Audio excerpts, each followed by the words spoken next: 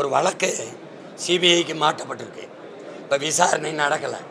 விசாரணை தொடங்கும்போது இந்த பாதிக்கப்பட்ட குடும்பத்தை சந்தித்து தனிப்பட்ட முறையில் சந்தித்து பேசும்போது இப்போ அந்த வழக்கு விசாரணைக்கு இந்த குடும்பம் என்ன பதில் சொல்லும்? நான் சொல்கிறது கேளுங்க.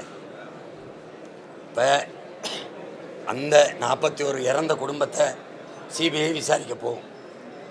நான் தனிப்பட்ட முறையில் அவங்கள சந்திச்சிடுறேன். அவங்களுக்கு 20 லட்சம் பணம் கொடுத்துட்றேன். என்னை சந்திச்சுட்டு போயிட்டாங்க. இப்போ இந்த சிபிஐ அதிகாரிகள் போய் விசாரித்தா இந்த குடும்பம் என்ன சொல்லும்? அதெல்லாம் ஒன்றும் இல்லைங்க, போயிட்டு போதுங்க, என் பையன் செத்தாங்க. இது என்ன மாதிரி விசாரணையாக இருக்கும்? சரியாக இருக்குமான்னு நான் கேட்குறதுக்கு பதில் சொல்லுங்கள்.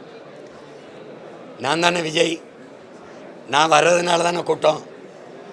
என்னையை பார்க்க வந்த கூட்டத்தில் தான் நெரிசல், சாவு, மரணம். அப்போ அந்த குற்றப்பதிவில் எஃப்ஐஆரில் என் பேர் ஏன் இல்லை? புஷியானந்து தான் வேனில் ஏறி சொல்கிறாரு அந்த பேருந்தில். இப்போ அவர் அந்த இடத்துல இருக்கார். அவர் இவர் யார்? ஆதவர்ஜுனா இருக்கார். அந்த ஆதவர்ஜுனா பேருந்து எஃப்ஐஆரில் இல்லையே. குற்றம் யாரால் நிகழுது?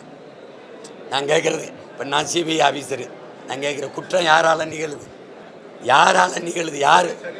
யாரால் நிகழுது? யார் வருகையால் நிகழுது? பேசக்கூடாது. வந்தது பாதுகாப்பு போடலைன்னா வண்டியில் ஏறினவன்னு என்ன சொல்றீங்க? என்னை பத்திரமா பாதுகாத்து இங்கே கொண்டு வந்து விட்ட காவல்துறைக்கு நன்றின்னு சொன்னது யார்? ஒரு குற்றம் நிகழுது, அந்த குற்றத்திற்கு முதன்மையான காரணி யார்? நான் வரலைன்னா கூட்டம் இல்லை, என்னை பார்க்க வந்ததுனால தான் கூட்டம். அப்போ யார் காரணம்?